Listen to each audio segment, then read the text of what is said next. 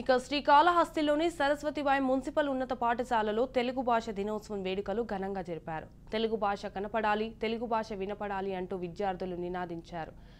ఈ సందర్భంగా పాఠశాల ఆవరణలో విద్యార్థులు తెలుగు తల్లి గిడుగు రామ్మూర్తి సాంప్రదాయ వేషధారణతో చక్కటి తెలుగు భాష సంస్కృతిని ప్రదర్శిస్తూ వివిధ నాటికలను ప్రదర్శించారు. ఆధునిక పోకడలు కనుమరుగవుతున్న అమ్మ భాష తెలుగును కాపాడుకుందాం, తెలుగులోనే మాట్లాడదాం, తెలుగులోనే చదువుదామని భాషా పండితులు పిలుపునిచ్చారు.